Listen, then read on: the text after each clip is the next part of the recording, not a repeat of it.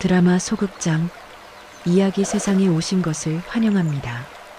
옛날 옛적 조선 중기 한강변 작은 마을에서 벌어진 감동적인 이야기입니다. 가난하지만 따뜻한 마음을 가진 과부와 그녀가 주운 신비로운 아이의 이야기를 지금부터 시작하겠습니다. 제1장 춘심의 삶. 한강이 굽이치는 작은 마을 양화진 근처에 춘심이라는 과부가 살고 있었습니다. 35의 나이였지만 이미 백발이 듬성듬성 섞여 있었지요. 춘심의 남편은 5년 전 큰 홍수 때 강에 빠진 아이를 구하려다 물에 휩쓸려 세상을 떠났습니다. 아이는 살렸지만 정작 남편은 돌아오지 못했지요. 여보, 당신은 참 바보 같은 사람이었어요. 춘심은 가끔 남편의 산소를 찾아가 이렇게 중얼거리곤 했습니다. 하지만 그 얼굴에는 미소가 떠올랐습니다. 남을 돕다가 간 남편이 자랑스러웠던 것이지요. 남편이 떠난 후 춘심의 삶은 더욱 힘들어졌습니다. 마을의 부잣집에서 빨래를 해주고 농사일을 거들며 근근히 살아갔습니다. 손은 거칠어지고 허리는 굽었지만 춘심은 원망하지 않았습니다. 하늘이 주신 인생이니 감사히 살아야지. 춘심의 집은 마을 끝자락 강변 근처의 작은 초가집이었습니다. 비가 오면 군데군데 물이 새고 겨울이면 찬바람이 들어왔지만 춘심에게는 소중한 보금자리였습니다. 마을 사람들은 춘심을 좋아했습니다. 어려운 일이 있으면 늘 먼저 나서서 도와주었기 때문이지요. 춘심이 참 착한 사람이야. 근데 혼자 살기 외롭겠어. 재혼하면 좋을 텐데 말이야. 하지만 춘심은 고개를 저었습니다. 남편 한 사람이면 충분합니다. 혼자 사는 것도 나쁘지 않아요. 그렇게 춘심은 조용히 평범하게 살아가고 있었습니다. 하지만 운명은 그녀에게 특별한 선물을 준비하고 있었습니다. 제2장 운명의 만남. 단오가 지나고 여름이 시작되던 어느 날 새벽이었습니다. 춘심은 평소처럼 빨래 광주리를 이고 강가로 향했습니다. 해가 뜨기 전 차가운 강물에 빨래를 하는 것이 일과였지요. 오늘도 날씨가 좋구나. 동쪽 하늘이 붉게 물들고 있었습니다. 강물은 잔잔히 흐르고 물안개가 피어오르는 아름다운 아침이었습니다. 춘심이 강가에 광주리를 내려놓고 빨래를 시작하려는데 갑자기 갈대숲 사이에서 희미한 소리가 들려왔습니다. 응애, 응애. 춘심은 귀를 기울였습니다. 분명 아기 울음소리였습니다. 어머, 이게 무슨 소리지? 가슴이 두근거렸습니다. 춘심은 빨래를 내팽개치고 갈대숲으로 달려갔습니다. 갈대를 헤치고 들어가니 놀랍게도 비단 보자기에 쌓인 아기가 있었습니다.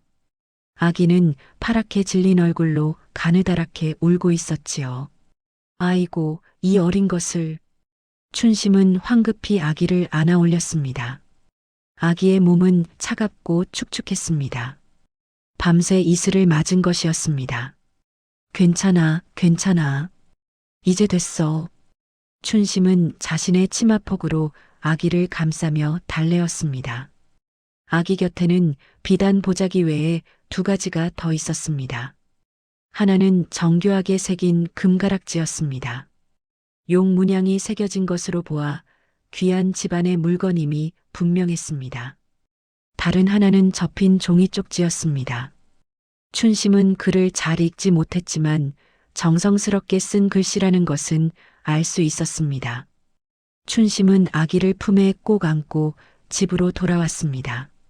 빨래 따위는 나중 일이었습니다. 지금은 이 어린 생명을 살리는 것이 급했습니다. 집에 도착하자마자 따뜻한 물로 아기를 씻기고 자신의 솜니불로 아기를 감쌌습니다. 응애, 응애. 아기는 계속 울었습니다. 배가 고픈 것이었습니다. 아이고, 내가 젖이 없는데 어쩌면 좋으냐. 춘심은 급히 쌀을 풀어 미음을 쑤었습니다. 손가락에 미음을 묻혀 아기 입에 조금씩 넣어주었지요.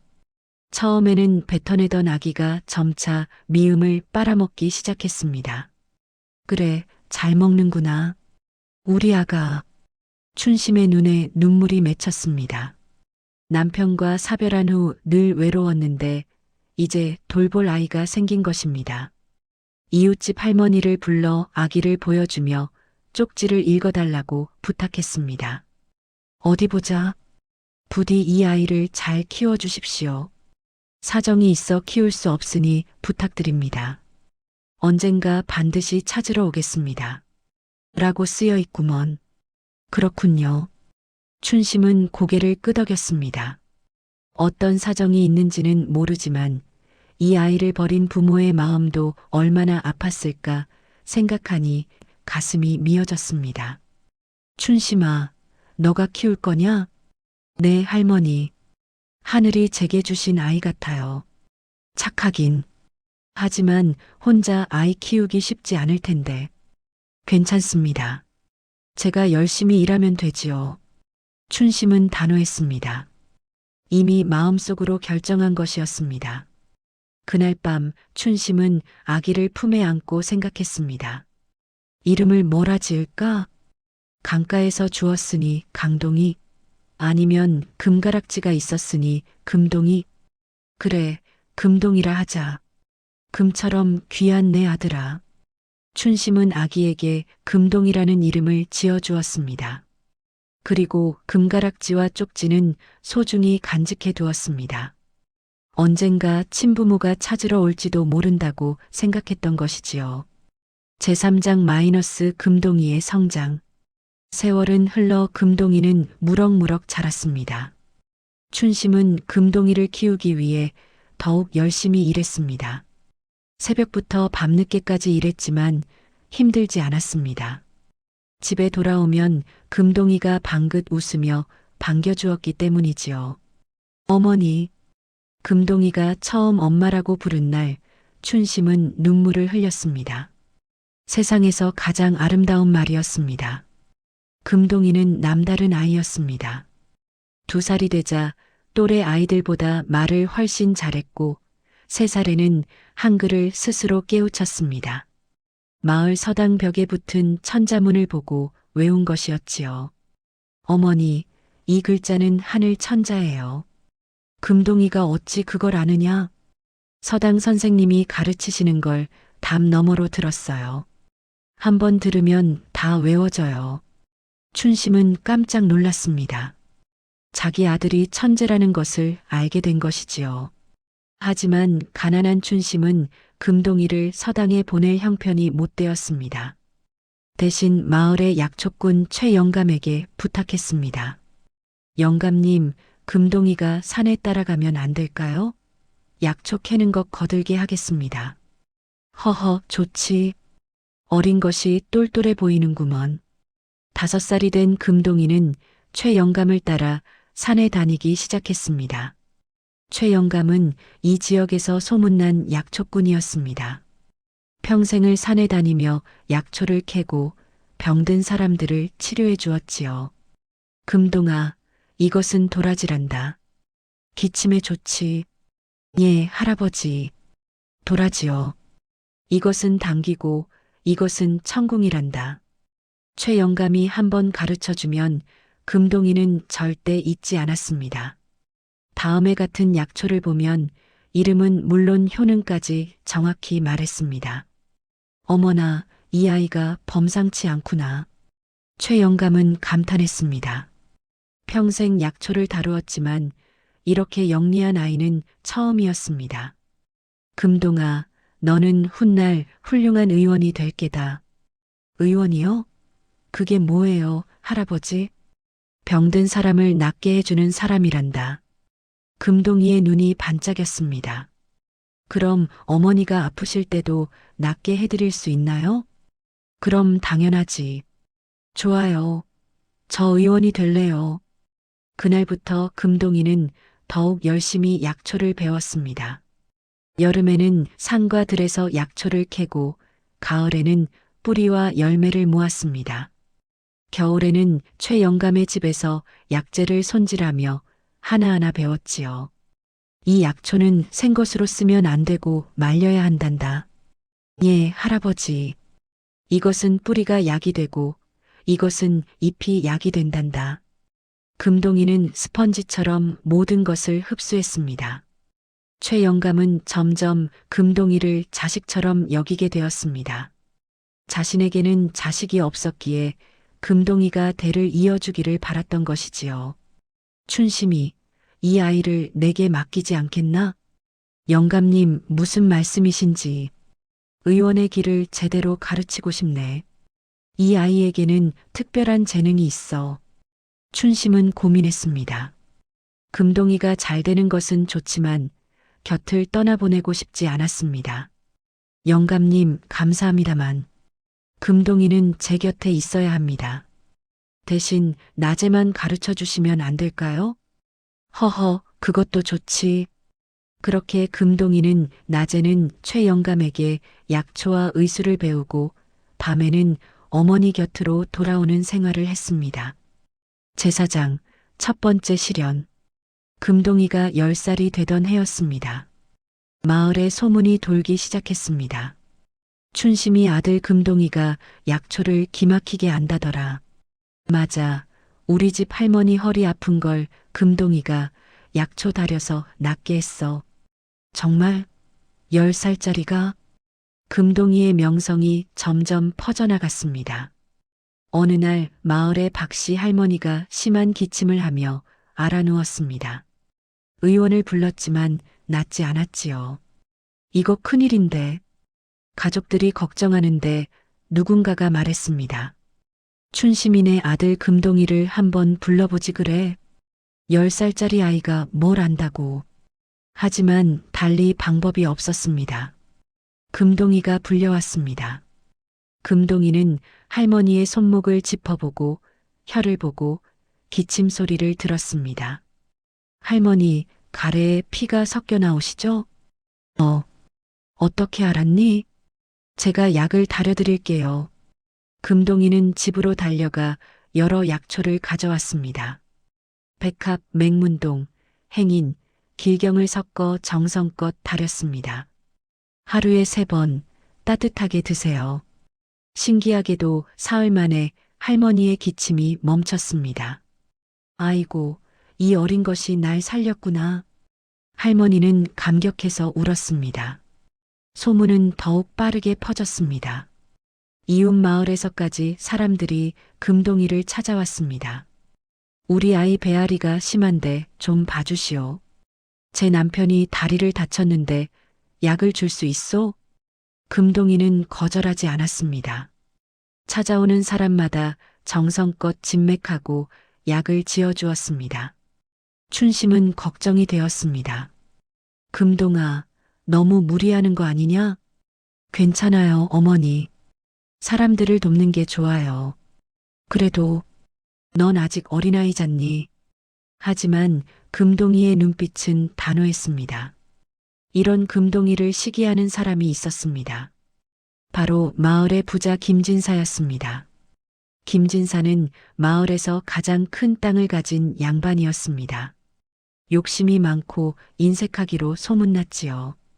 김진사에게는 아들이 하나 있었는데 이름은 김승필이었습니다. 승필은 서당에 다니며 공부했지만 머리가 나쁘기로 유명했습니다. 아버지, 저 금동이라는 놈이 천안 주제에 의원 행세를 한답니다. 뭐? 과부의 자식 주제에? 김진사는 불쾌했습니다.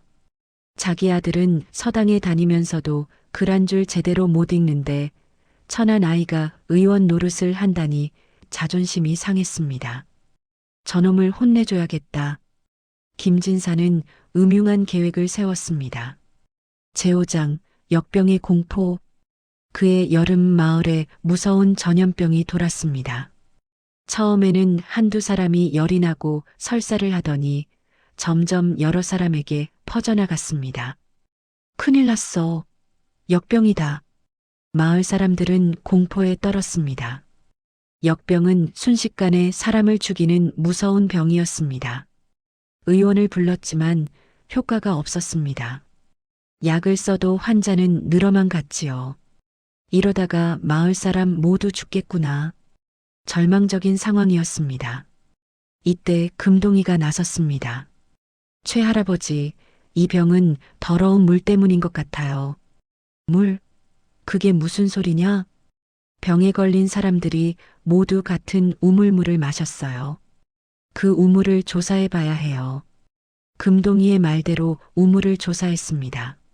놀랍게도 우물 안에 죽은 쥐가 떠 있었습니다. 이거 큰일이구나. 당장 이 우물을 쓰지 말아야 해. 마을 사람들은 그 우물을 막고 다른 우물을 사용하기 시작했습니다. 금동이는 밤낮 없이 약을 다렸습니다. 황련, 황금, 황백을 섞어 해독 효과가 있는 약을 만들었지요. 이 약을 드세요. 하루에 3번씩요. 춘심도 아들을 도왔습니다. 병든 사람들을 돌보고 약을 나르고 죽을 쑤어 먹였습니다. 어머니, 힘드시죠? 쉬세요. 괜찮다. 우리 금동이가 하는데 내가 쉴 수 있겠니? 모자는 함께 밤을 새워가며 환자들을 돌봤습니다. 일주일이 지나자 환자들이 하나둘 회복되기 시작했습니다. 살았다. 내가 살아났어. 금동이 덕분이야. 마을 사람들은 기뻐하며 금동이와 춘심에게 감사했습니다. 하지만 김진사의 생각은 달랐습니다. 저 천한 것들이 사람들의 인기를 독차지하다니. 김진사는 질투와 분노로 이를 갈았습니다. 승필아, 저놈을 없앨 방법을 찾아야 한다. 네, 아버지. 김진사는 관아에 고발장을 써서 보냈습니다. 천한 과부의 자식이 의원 자격도 없이 약을 쓰고 있습니다. 만약 잘못된 약을 써서 사람이 죽으면 어찌하겠습니까? 엄히 다스려 주시기 바랍니다.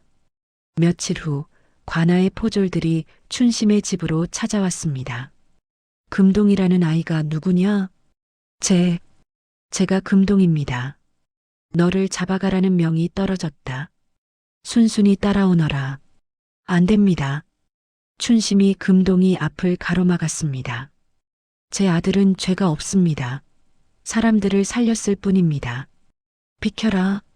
관아의 명을 거역할 셈이냐? 포졸들이 춘심을 밀치려 하자 금동이가 말했습니다.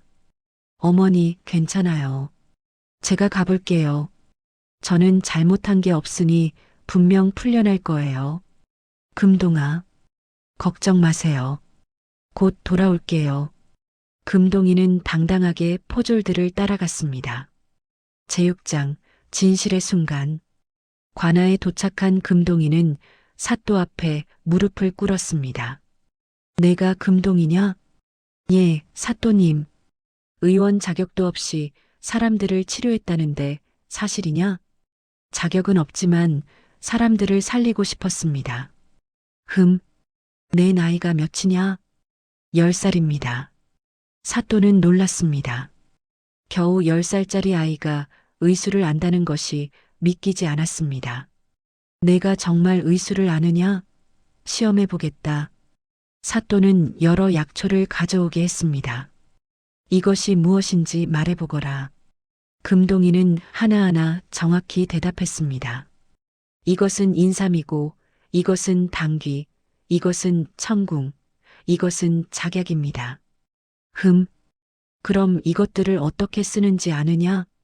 인삼은 기운을 보하고, 당귀는 피를 보하며, 청궁은 혈액순환을 돕고, 작약은 통증을 먹게 합니다. 이 4가지를 함께 쓰면 사물탕이라 하여 부인병의 효과가 큽니다. 사또는 깜짝 놀랐습니다. 10살짜리 아이의 입에서 이런 전문적인 말이 나오다니. 그때 밖에서 소란이 들렸습니다. 사또님, 저희를 만나 주십시오. 마을 사람들이 몰려온 것이었습니다. 무슨 일이냐? 금동이를 놓아주십시오. 저 아이는 우리 마을의 은인입니다. 맞습니다. 역병이 돌았을 때 금동이가 우리를 살렸습니다. 제 어머니도 금동이가 고쳐주었습니다. 수십 명의 마을 사람들이 한 목소리로 외쳤습니다. 사또는 생각에 잠겼습니다. 이 아이가 정말 사람들을 살렸구나. 그런데 누가 고발을 한 것일까? 바로 그때 관아 밖에서 말굽소리가 들렸습니다. 한양에서 어이가 오셨다. 문이 열리고 화려한 관복을 입은 노인이 들어왔습니다. 궁궐에서 임금을 모시는 어이였습니다. 소인은 한양에서 온 어의 이경운이옵니다. 어의 대감께서 어인일로 이곳까지 오셨습니까? 이 지역에 역병이 돌았다는 보고를 받고 조사차 왔습니다. 어인은 주변을 둘러보다가 금동이를 발견했습니다. 저 아이는 누구냐? 역병을 치료했다는 10살짜리 아이입니다. 뭐, 10살? 어인은 금동이 앞으로 다가왔습니다. 내가 역병을 치료했다고? 예, 어르신. 어떤 약을 썼느냐? 황련, 황금, 황백을 섞어 해독탕을 만들었고 우물물이 오염된 것을 발견하여 사용을 중단시켰습니다. 어이의 눈이 휘둥그레졌습니다. 그 어린 나이에 어찌 그런 판단을 할 수 있었느냐? 환자들의 증상을 보고 공통점을 찾았습니다. 모두 같은 우물물을 마신 사람들이었습니다. 어이는 감탄했습니다. 놀랍구나.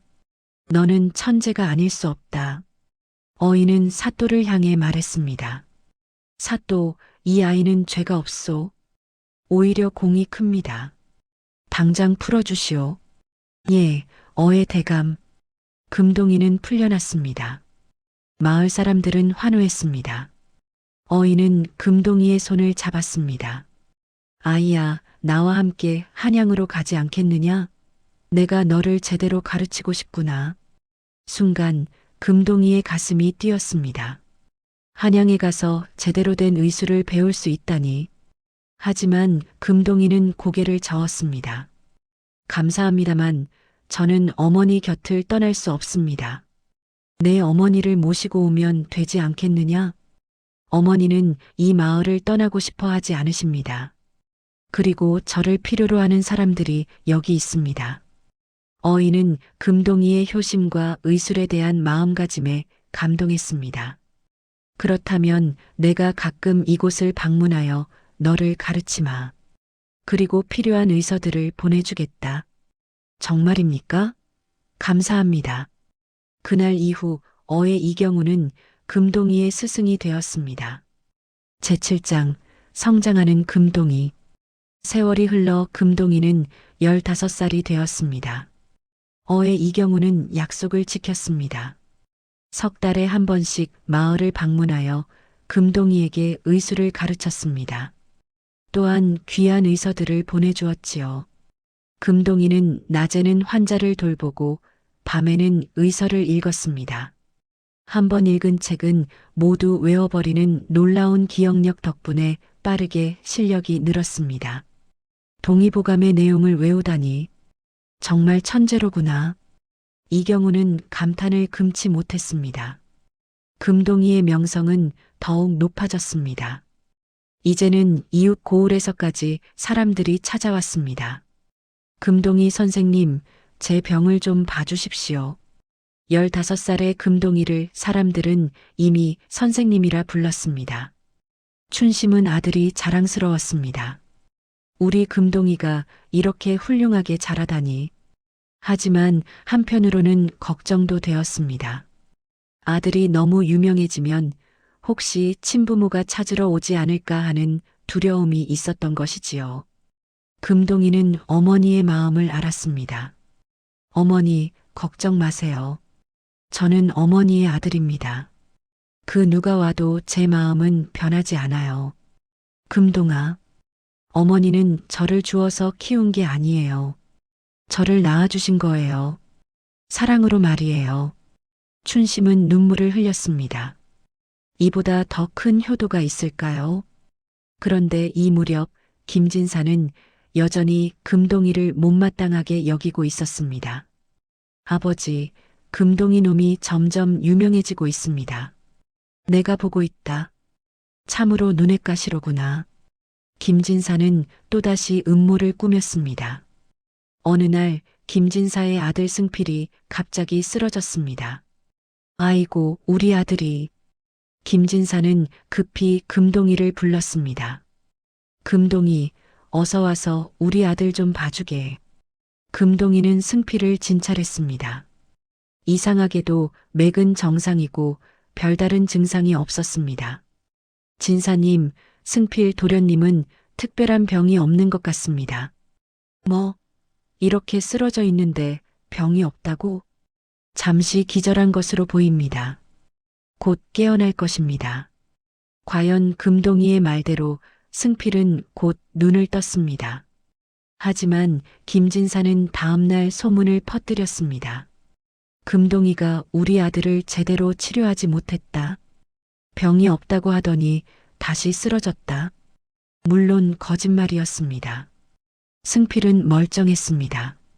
하지만 김진사는 금동이의 명성에 흠집을 내고 싶었던 것입니다.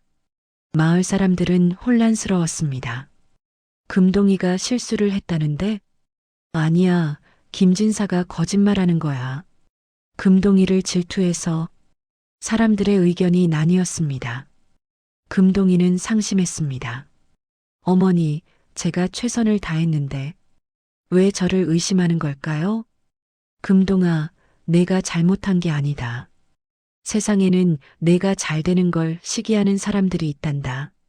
하지만 진실은 언젠가 드러나게 되어 있어. 참고 견디렴.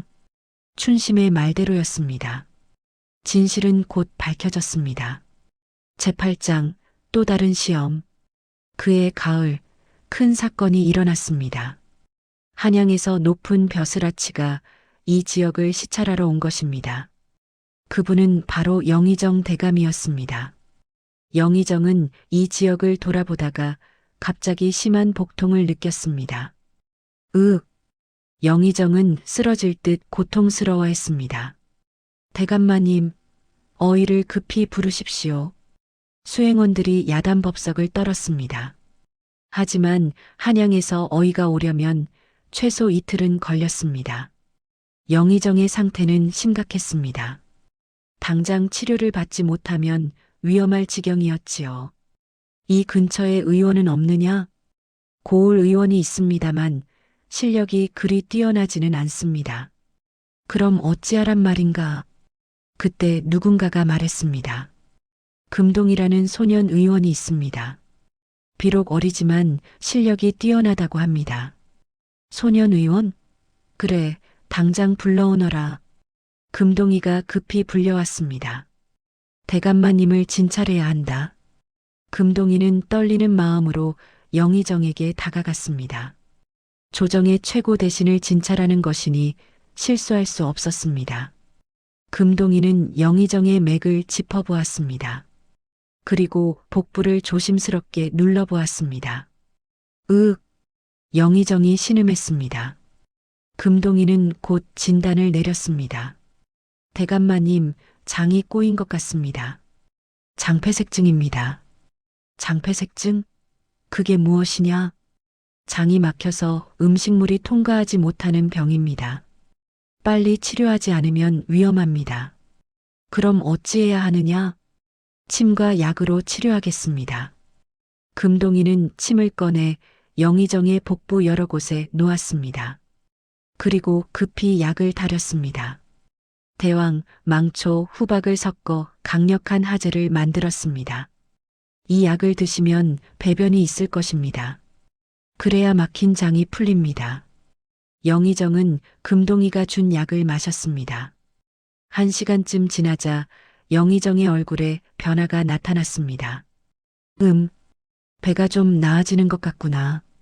그리고 곧 배변이 시작되었습니다. 몇 차례의 배변 후 영의정의 얼굴에 생기가 돌았습니다. 오, 통증이 사라졌다. 이 어린 의원이 나를 살렸구나. 영의정은 금동이를 불렀습니다.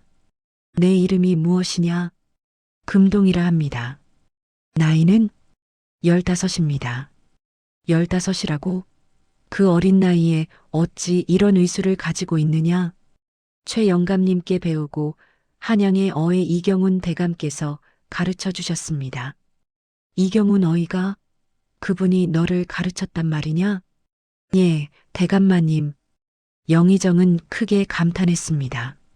내가 목숨을 구해준 은혜를 어찌 갚아야 할까? 은혜라뇨. 제가 마땅히 해야 할 일을 했을 뿐입니다.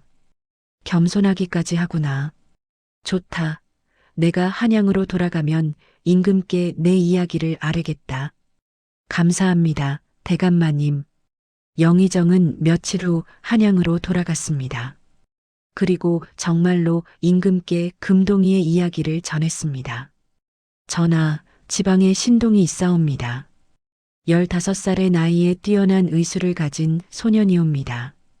오, 그러한가? 짐도 그 아이를 보고 싶구나. 며칠 후 임금의 명이 내려왔습니다. 금동이를 한양으로 올려보내라. 제구장, 한양으로의 여정.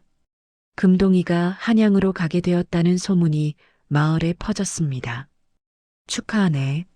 금동이가 한양에 간다니. 정말 대단한 일이야. 마을 사람들은 기뻐했습니다. 하지만 춘심은 복잡한 마음이었습니다. 금동아, 한양에 가는 것은 좋은 일이지만 어머니 걱정되시죠? 너 없이 어찌 살아야 할지. 금동이는 어머니를 꼭 안았습니다. 어머니, 제가 꼭 돌아올게요. 그리고 훌륭한 의원이 되어 어머니를 모실게요.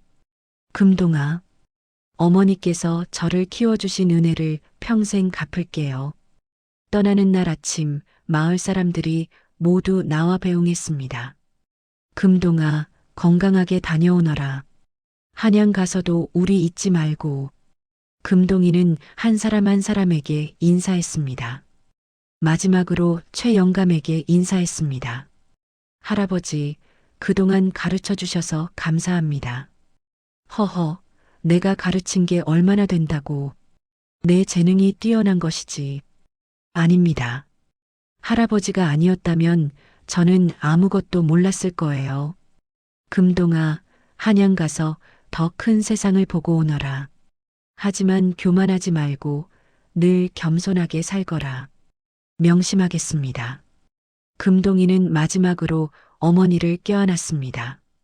어머니, 다녀올게요. 응, 조심히 다녀오렴. 춘심은 눈물을 참으며 아들을 보냈습니다. 한양으로 가는 길은 멀고 험했습니다. 금동이는 관에서 보낸 말을 타고 길을 떠났습니다. 처음 타보는 말이라 어색했지만 곧 익숙해졌지요. 사흘 만에 한양에 도착했습니다. 와, 이곳이 한양이구나. 금동이는 커다란 성곽과 빽빽이 들어선 집들을 보며 감탄했습니다. 어의 이경훈이 금동이를 맞이했습니다. 금동아, 잘 왔구나. 스승님, 임금께서 너를 보고 싶어 하신다. 내일 궁궐로 들어가야 한다. 예, 스승님. 그날 밤 금동이는 잠을 이룰 수 없었습니다. 내일 임금을 뵙는다니 긴장되고 떨렸습니다. 제10장, 임금님을 만나다. 다음 날 금동이는 궁궐로 들어갔습니다. 화려한 궁궐 건물들, 정갈하게 정돈된 정원, 엄숙한 분위기에 금동이는 숨이 막힐 것 같았습니다. 드디어 임금이 계신 정각에 도착했습니다. 엎드려라. 금동이는 바닥에 엎드렸습니다. 고개를 들어라. 금동이가 고개를 드니 용상에 임금이 앉아 계셨습니다. 내가 금동이냐? 예, 전하. 영의정 대감을 살렸다는 그 아이가 맞느냐? 황송하옵니다. 임금은 금동이를 자세히 살폈습니다. 아직 어린데 의술이 뛰어나다니 신기하구나. 과찬이십니다. 짐도 요즘 소화가 잘 안 되고 피곤한데 한번 진맥해 보겠느냐? 황송하옵니다. 금동이는 떨리는 손으로 임금의 손목을 짚었습니다. 한참을 진맥한 후 금동이가 말했습니다. 전하, 간 기능이 좀 약해져 계신 것 같습니다. 스트레스를 많이 받으셨나이까? 맞구나. 요즘 정사에 시달려 피곤하다. 약을 지어 올리겠습니다. 그리고 밤에는 충분히 주무시고 산책을 자주 하시면 좋을 것 같습니다. 임금은 금동이의 말에 고개를 끄덕였습니다. 좋다. 내가 지어준 약을 먹어보마. 금동이는 귀한 약재들로 보약을 지었습니다. 임금이 일주일 정도 금동이가 지어준 약을 복용하자 정말로 몸이 가벼워졌습니다. 오, 정말 효과가 있구나. 임금은 크게 기뻐했습니다. 금동아, 내게 벼슬을 내리고 싶은데 어떠하냐? 전하, 죄송하지만 저는 벼슬보다는 고향으로 돌아가 백성들을 치료하고 싶습니다. 너는 벼슬에 관심이 없느냐? 저는 다만 아픈 사람들을 낫게 하는 것이 좋습니다. 임금은 금동이의 순수한 마음에 감동했습니다. 그렇다면 내가 너에게 이름을 내려주마. 금동이라는 이름 대신 양생이라는 이름을 내리노라. 생명을 살린다는 뜻이다. 황송하옵니다, 전하. 그리고 고향으로 돌아가거든 보생원을 세워라. 가난한 백성들을 무료로 치료하는 의원이다. 짐이 비용을 대주마. 금동이는 감격하여 눈물을 흘렸습니다.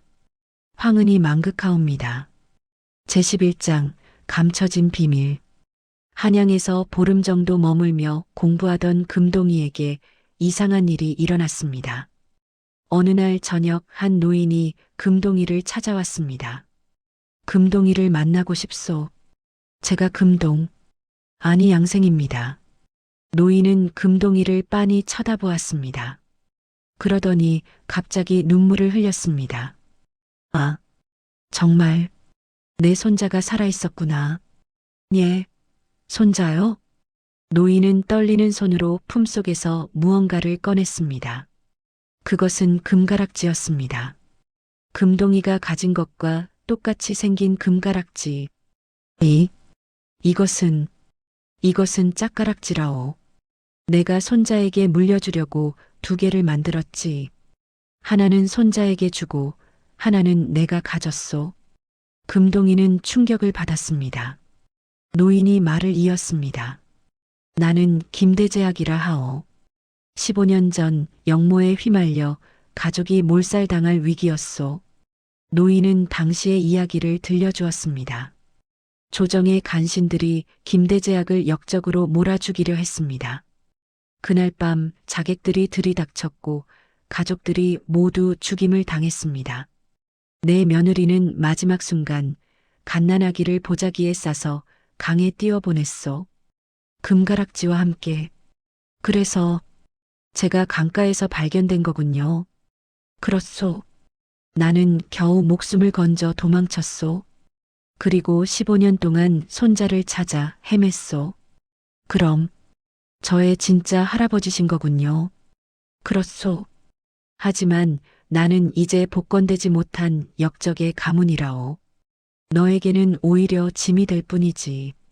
금동이는 잠시 생각했습니다. 자신에게는 2 어머니가 있다는 것을 알게 되었습니다. 낳아준 어머니와 키워준 어머니, 그리고 이제 진짜 할아버지까지 나타났습니다.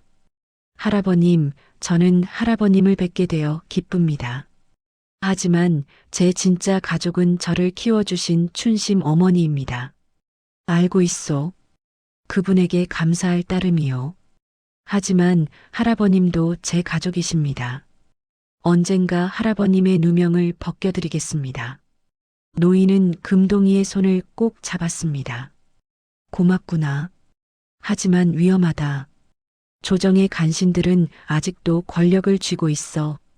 괜찮습니다. 제가 방법을 찾아보겠습니다. 그날 밤 금동이는 스승 이경훈 어이를 찾아갔습니다. 스승님, 제게 조언을 구하고 싶은 일이 있습니다. 금동이는 할아버지의 이야기를 들려주었습니다. 그것은 매우 위험한 일이다. 조정의 권신들을 적으로 돌리는 것이니까. 하지만 제 할아버님은 억울하게 역적으로 몰리셨습니다. 나도 그 사건을 알고 있다. 당시 김대제학은 청렴하고 훌륭한 분이셨지. 그럼 스승님께서 도와주시겠습니까? 물론이다. 하지만 지금은 때가 아니다. 너는 아직 어리고 증거도 없다.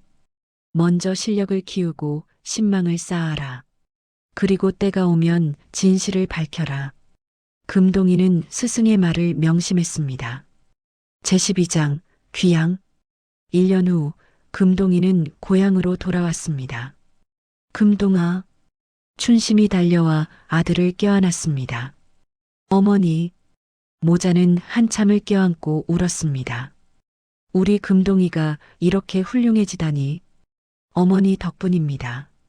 금동이는 임금이 하사한 돈으로 보생원을 세웠습니다. 마을 중심에 큰 한옥을 지었습니다. 진료실, 약방, 입원실까지 갖춘 제대로 된 의원이었습니다. 보생원 개원, 마을 사람들이 모여 축하했습니다. 이제 우리가 아파도 걱정 없겠구나. 그것도 무료로 치료해 준다니. 금동이는 열심히 환자들을 돌봤습니다. 하루에 수십 명씩 찾아오는 환자들을 하나하나 정성껏 진료했습니다. 춘심도 보생원에서 일을 도왔습니다. 환자들을 돌보고 약을 다리고 정리정돈을 했습니다. 어머니, 너무 무리하지 마세요. 괜찮다. 사람들을 돕는 게 즐겁구나. 모자는 행복한 나날을 보냈습니다. 하지만 여전히 금동이를 시기하는 사람이 있었습니다. 바로 김진사였습니다. 저 천한 것이 임금까지 만나고 와서 으스대는구나. 김진사는 이를 갈았습니다. 아버지, 이번에야말로 제대로 골탕을 먹여야 합니다. 김진사와 아들 승필은 또다시 음모를 꾸몄습니다. 제13장 위기와 반전. 어느 날 부잣집 마님이 보생원을 찾아왔습니다. 금동 선생님, 제 병을 좀 봐주세요. 어디가 불편하십니까? 속이 메스껍고 어지러워요. 금동이는 진맥을 했습니다. 마님, 좋은 소식입니다. 태기가 있으신 것 같습니다. 정말요? 아이를 가진 거예요? 예, 축하드립니다. 마님은 기뻐하며 집으로 돌아갔습니다. 그런데 며칠 후 그 마님이 유산을 했습니다. 아이고, 내 아기. 마님의 남편이 화를 내며 보생원으로 쳐들어왔습니다. 금동이, 내 놈 때문에 내 아이가 죽었다. 예, 무슨 말씀이십니까? 내가 잘못 진맥해서 아내에게 무리한 일을 시켰다. 그래서 아이를 잃었어. 사실은 그 마님이 무거운 짐을 들다가 유산한 것이었습니다.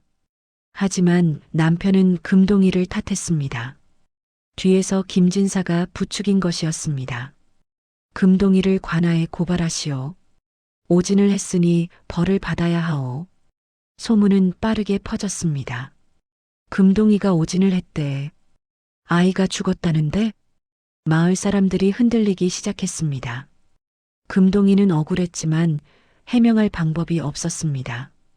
관아에 고발이 들어갔고 금동이는 다시 불려갔습니다. 금동이, 내가 정말 오진을 했느냐?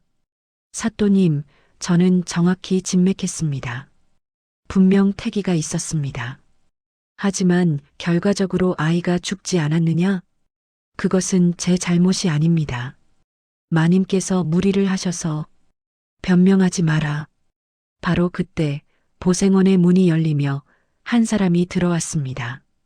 바로 어의 이경훈이었습니다. 잠깐, 내가 증언하겠소. 어의 대감께서 왜 이곳에? 나는 금동이의 스승이요. 이번 사건을 조사하러 왔소. 이경훈은 그 마님을 직접 진찰했습니다. 사또, 금동이의 진단은 정확했소. 분명 임신이었소. 다만 마님께서 무리한 일을 하셔서 유산한 것이요.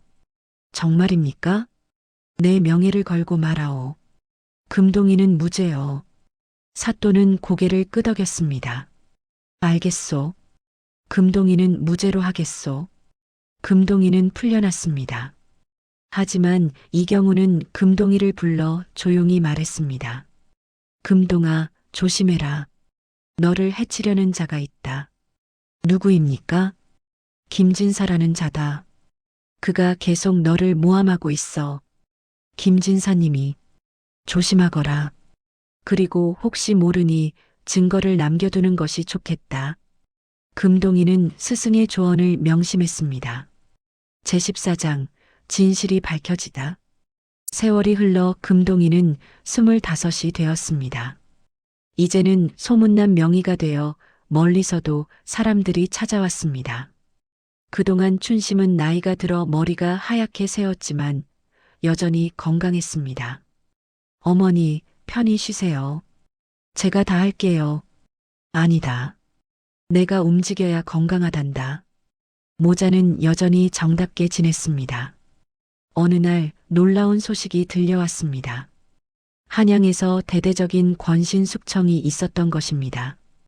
임금이 간신들의 비리를 모두 밝혀내고 처벌했다는 소식이었습니다. 그리고 15년 전 영모 사건도 재조사되었습니다. 김대제학은 무죄였다. 역적이 아니라 충신이었다. 진실이 밝혀진 것입니다. 김대제학은 복권되고 명예가 회복되었습니다. 며칠 후 한 노인이 마을을 찾아왔습니다. 바로 할아버지 김대제학이었습니다. 금동아, 할아버님. 할아버지와 손자는 감격적으로 제외했습니다. 내 손자야, 내가 자랑스럽구나.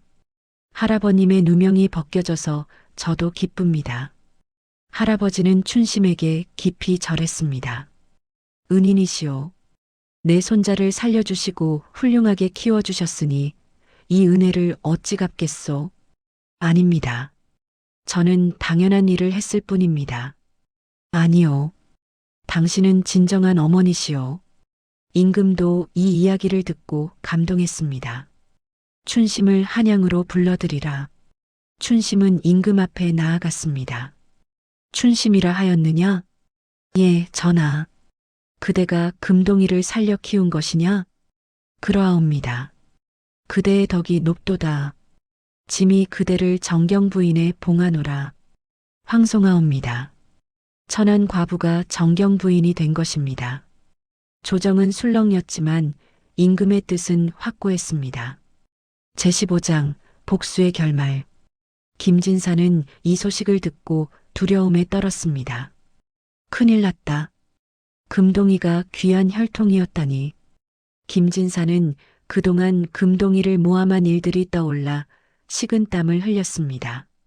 며칠 후 금동이가 김진사의 집을 찾아왔습니다. 진사님, 말씀드릴 게 있습니다. 금동 선생. 김진사는 떨었습니다. 그동안 저를 모함하신 일들을 알고 있습니다. 그것은... 하지만 저는 복수하러 온 게 아닙니다. 예. 진사님께서도 자녀를 사랑하는 마음에서 그러신 것 아니겠습니까? 승필 도련님이 잘 되기를 바라는 마음에. 김진사는 고개를 숙였습니다. 미안하네. 내가 잘못했네. 괜찮습니다. 다만 앞으로는 다른 사람을 시기하지 마시고 선하게 사시기 바랍니다. 금동이는 오히려 김진사를 용서했습니다. 김진사는 감동했습니다. 정말 고맙네. 내가 그동안 너무 어리석었어. 그날 이후 김진사는 사람이 변했습니다. 인색하던 성격을 고치고 가난한 이웃을 돕기 시작했습니다. 행복한 결말. 봄이 왔습니다. 보생원 앞마당에는 매화꽃이 만발했습니다. 금동이는 어머니 춘심을 모시고 산책을 나갔습니다. 어머니, 꽃 구경 가실까요? 그래, 좋다. 금동이는 이제 백발이 된 어머니를 조심스럽게 부축했습니다. 강가를 걸으며 두 사람은 옛날을 회상했습니다. 여기가 어머니께서 저를 처음 발견하신 곳이죠? 그렇단다. 그때가 엊그제 같은데. 벌써 이렇게 세월이 흘렀구나. 어머니, 제가 만약 그날 이곳에 버려지지 않았다면 어머니를 만나지 못했을 거예요. 그랬겠지. 그랬다면 저는 불행했을 거예요. 무슨 소리냐? 어머니처럼 따뜻한 분을 만나지 못했을 테니까요. 춘심은 눈물을 흘렸습니다. 금동아, 너를 만난 게 내 인생에서 가장 큰 행복이었다. 저도요, 어머니. 두 사람은 강가에 앉아 흐르는 물을 바라보았습니다. 어머니, 제가 물어봐도 될까요? 무엇을? 제 친부모님에 대해 궁금하셨을 것 같은데 왜 한 번도 물어보지 않으셨어요? 춘심은 잠시 생각하더니 대답했습니다. 그럴 필요가 없었단다. 너는 이미 내 아들이었으니까. 어머니, 그리고 만약 친부모가 나타나서 너를 데려간다면 그것도 내 운명이라고 생각했어. 하지만 슬프셨을 텐데. 슬프지.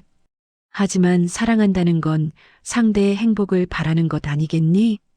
금동이는 어머니를 꼭 껴안았습니다. 어머니, 평생 모시겠습니다. 그날 저녁 보생원에서 작은 잔치가 열렸습니다. 할아버지 김대재학도 오셨고 스승 이경훈 어이도 오셨습니다.